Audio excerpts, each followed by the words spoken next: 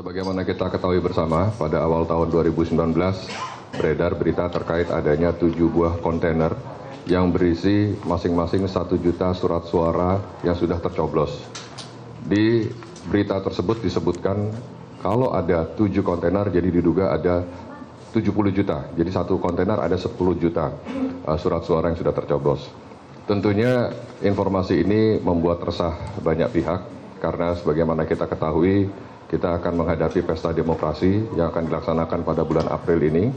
Oleh karena itu, untuk meluruskan dan membuktikan bahwa berita itu benar atau tidak, Ketua KPU pada tanggal 2 Januari sekira jam 20.00 mendatangi Pelabuhan Tanjung Priuk beserta staf, kemudian bekerja sama dengan otoritas pelabuhan, dengan Bea Cukai untuk mengklarifikasi. Dan ternyata bisa dibuktikan bahwa isu tentang 7 buah kontainer yang berisi surat suara yang sudah tercoblos tersebut adalah isu yang tidak benar. Setelah beredar isu tersebut, tentunya Polri melakukan langkah-langkah. Kami dari Direktorat Penyidikan Tindak Pidana Cyber juga melakukan kegiatan penyelidikan, dan kami sudah melakukan penangkapan terhadap beberapa orang tersangka yang ada di Bogor, di Jawa Tengah, di Banten, dan di Kalimantan Timur. Itu berkat kerjasama Direktorat Tindak Pidana Cyber dengan Polda-Polda dan Direktorat Kriminal Khusus yang di dalamnya sudah ada Subdirektorat Cybernya.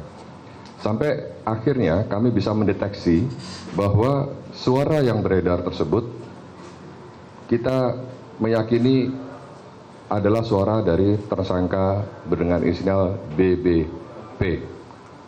Ini tersangka BBP ini memposting baik berupa tulisan maupun rekaman audio suaranya di beberapa platform, diantaranya di beberapa WA group, kemudian juga di platform media sosial. Dan setelah itu viral, tersangka menutup akunnya, membuang handphonenya, membuang kartunya, dan melarikan diri.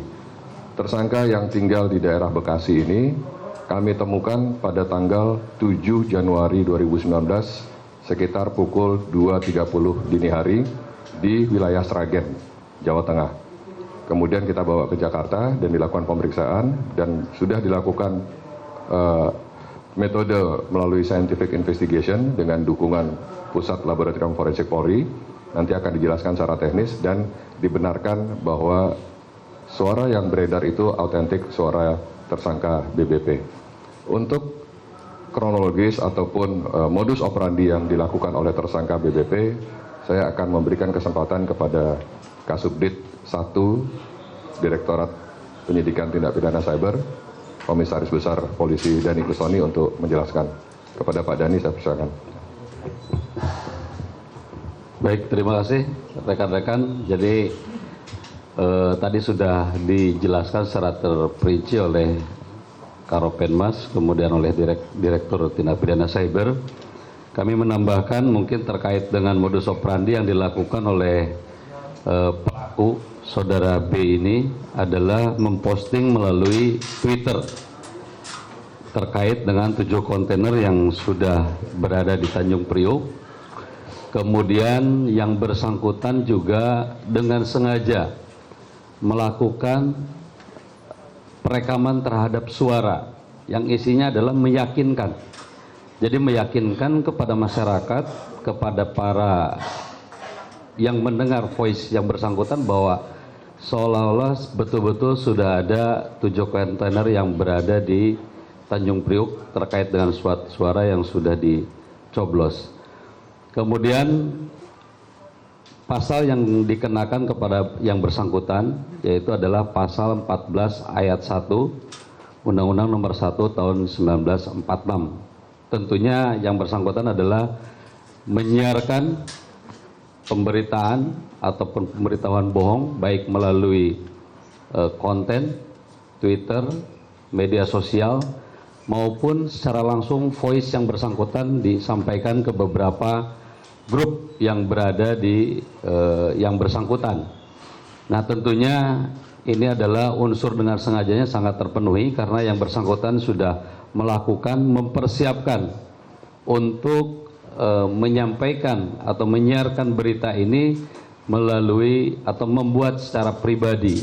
Dan kemudian tadi sudah dijelaskan ya, unsur dengan sengajanya ini bahwa yang bersangkutan pun sudah melakukan upaya-upaya untuk melakukan penghapusan terhadap alat bukti yang disebarkan. Tetapi tentunya melalui teknis yang kita miliki, kita melakukan jejak digital yang bersangkutan kita dapat temukan sehingga alat bukti terpenuhi untuk diterapkan unsur-unsur pasal yang tadi saya sampaikan kepada yang bersangkutan.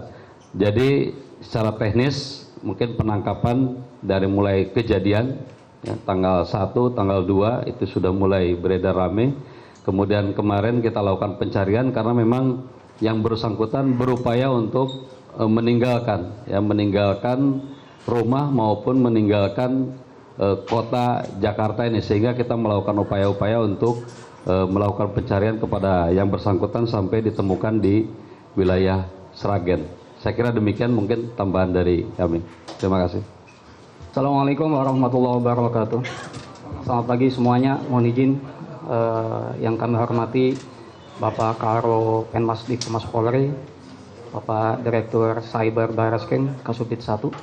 Baik, saya akan mencoba menjelaskan tentang audio forensik. Jadi salah satu evidence yang didapat dari investigasi tim Cyber Barreskrim itu adalah adanya rekaman suara. Dan rekaman suara ini diperiksa dengan menggunakan metodologi audio forensik yang ditujukan untuk kebutuhan voice recognition. Jadi voice recognition ini artinya adalah mencoba memastikan apakah suara di dalam rekaman barang bukti itu adalah suaranya si AK, si BK, atau dalam kasus ini adalah suaranya si tersangka atas nama inisial BBB. Dan untuk kebutuhan voice recognition ini sebenarnya ada dua metode uji.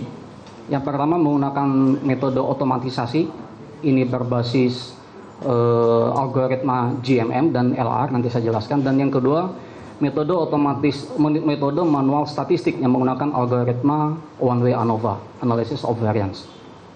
Nah, untuk yang pertama metode otomatisasi statistik terhadap rekaman barang bukti itu dibutuhkan suara pembanding. Jadi artinya terhadap rekaman barang bukti yang kita dapat itu juga dilengkapi didukung oleh tim Barreskrim, tim Cyber Barreskrim dengan adanya suara pembanding. Dan dengan menggunakan algoritma GMM, Gaussian Mixture Model, itu didapatlah yang namanya voice print, sidik jari suara. Jadi baik dari rekaman barang bukti ada sidik suaranya, kemudian dari rekaman pembanding juga ada sidik suara. Jadi algoritma GMM menghasilkan yang namanya voice print.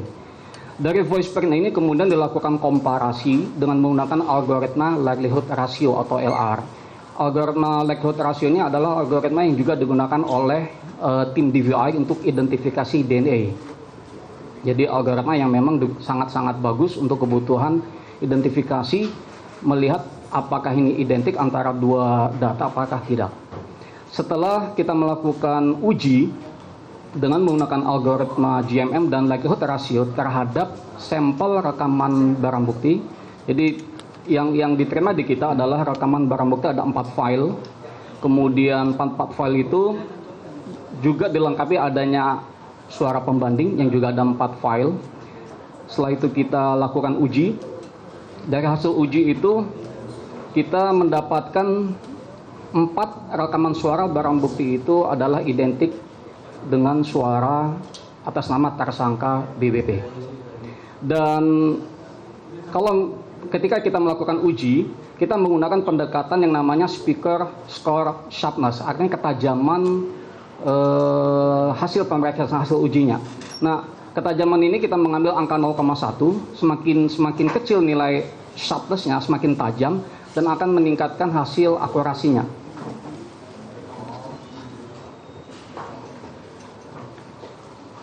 Terima kasih.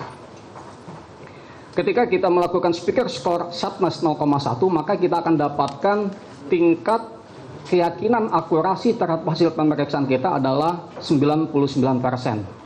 Jadi akurasi nanti hasil yang akan kita dapatkan itu adalah nilai akurasinya 99%.